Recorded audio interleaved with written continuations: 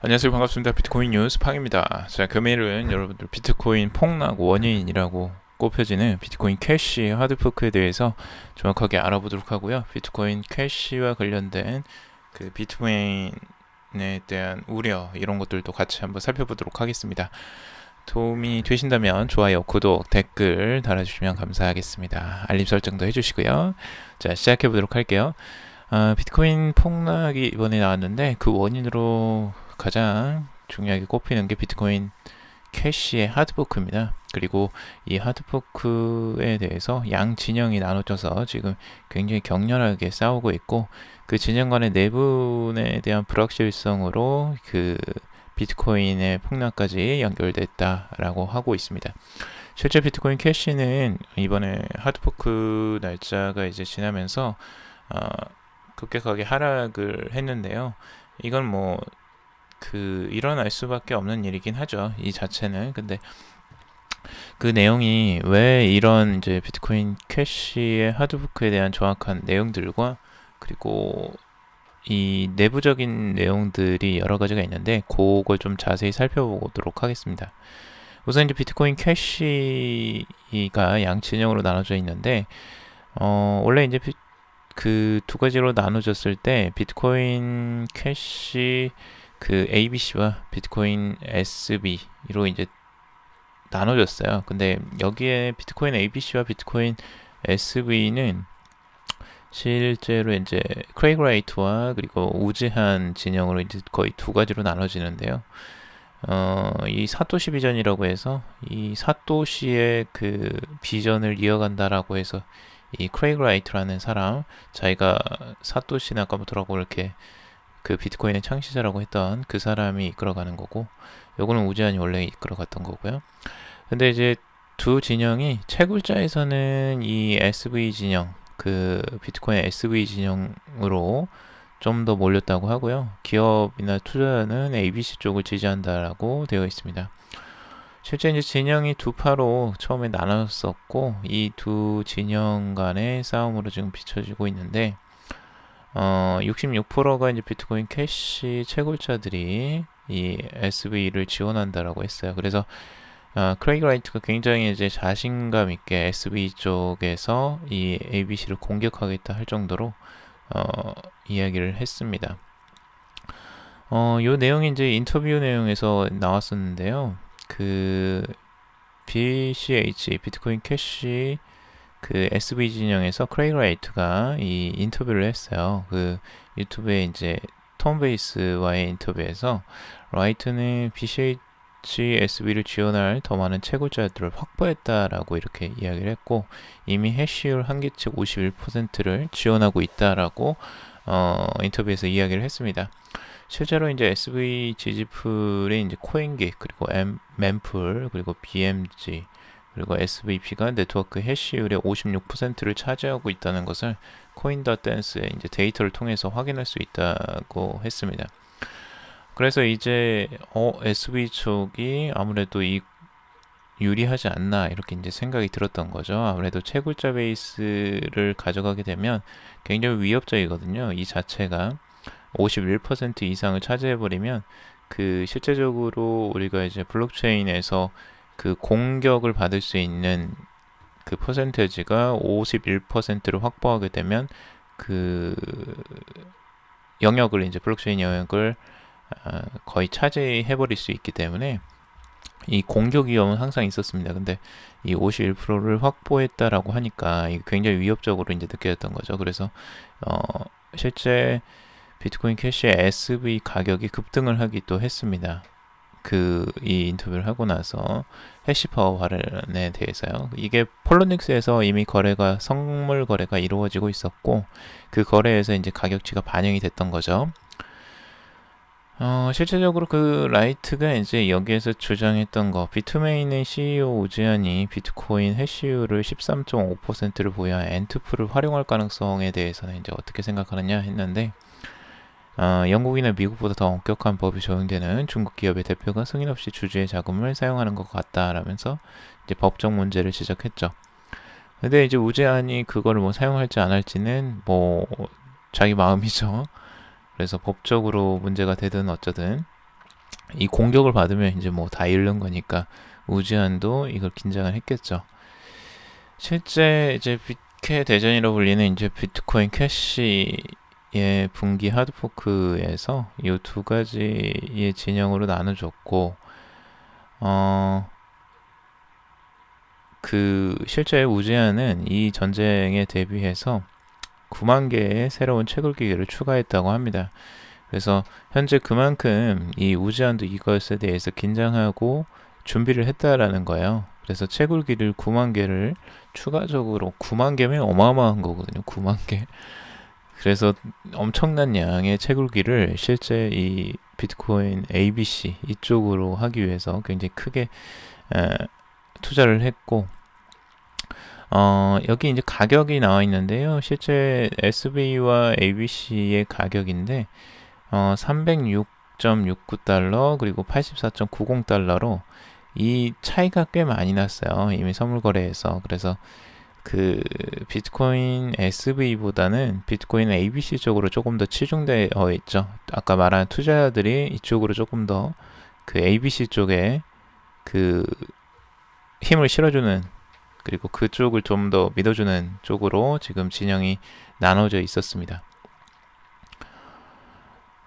이게 이제 재미난 게 그 비트코인 캐시의 하드포크는 이미 예전에 한번 이런 데자뷰 같은 현상이 있었어요. 과거에 이런 전쟁이 한 번 있었고, 비트코인에서 이제 떨어져 나왔기 때문에 이 비트코인 캐시가, 그래서 비트코인의 그 뭐죠? 채굴에 대한 이제 영향력, 그리고 블록 크기를 늘리기 위해서 여기에서 이제 계속 주장을 했었는데, 그걸 비트코인 원래 측에서 반대를 하니까 실제 그 채굴자 연합들이 이제 빠져나온 거죠. 그래서 채굴에서 유리한 건 블록 크기가 넓어지면 넓을수록 채굴을 통한 그 수익이 더 늘어나기 때문에 그런 거거든요. 그래서 채굴자들이 이제 떨어져 나온 겁니다. 실제 그래서 우지안이나 이런 채굴업자들이 실제 새롭게 만든 게 비트코인 캐시고요.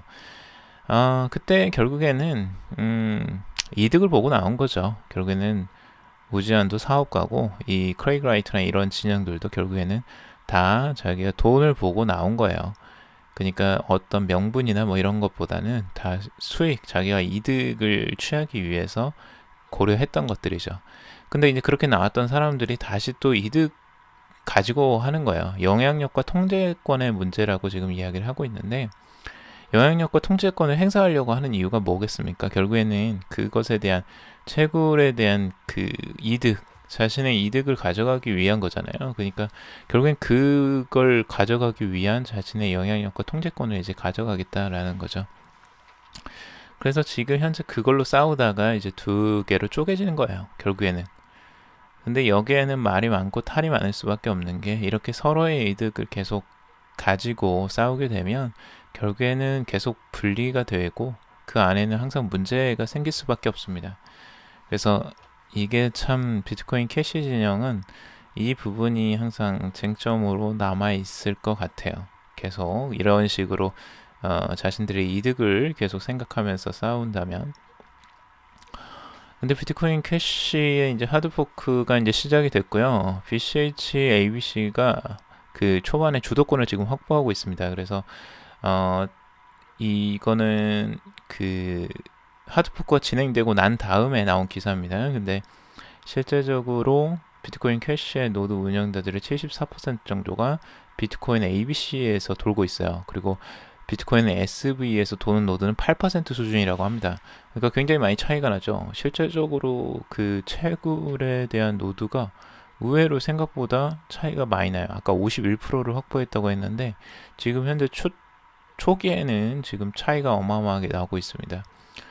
이게 이제 채굴 파워의 75%가량을 그 통제할 수 있는 해시 파워를 확보했다고 얘기를 하고 있는데, 향후에 이게 지금 어떻게 돌변을 할 수 있을지를 지금 그 주목하고 있는 것 같아요. 그래서 지금은 초기라서 이 부분을 조금 주목하고 있고, 실제 크레이그 라이트 쪽, SV 쪽이 공격을 할지, 51% 공격을 할지를 지금 주목하고 있는 것으로 보여집니다. 우선 초반은 ABC가 주도권을 잡았다라는 걸 이야기 해드릴 수 있을 것 같아요. 비트메인에서도 이 ABC 측의 비트메인에서도 문제는 많이 있습니다. 실제 비트메인의 우지한이 직책이 강등되었다고 엊그제 뉴스가 나왔는데요. 경영 참여를 이제 제한한다 이런 뉴스가 막 떠돌았어요. 이게 이제 의도된 가짜 뉴스인지를 한번 봐야 될 것 같아요. 저도 이 뉴스가 나오고 나서 비트메인의 우지한이 이제 문제가 있는가 이렇게 생각을 했는데 이게 참 기사가 그래요. 정정 보도를 다시 냅니다. 비트메인에서 또 우지한 이사직 상실인 사실은 무근이다라고 또 이걸 냅니다.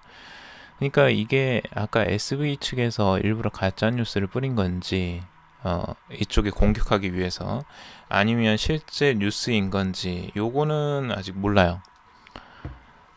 지금 이제 정정 보도라고 나왔는데 이 정정 보도가 또 정정 보도가 될지 어떻게 합니까 이걸. 그래서 지금 암호화폐 채굴업체 비트메인의 공동 설립자 우지한의 이사직 상실은 잘못된 정보인 것으로 밝혀졌다 이렇게 나오고 있어요.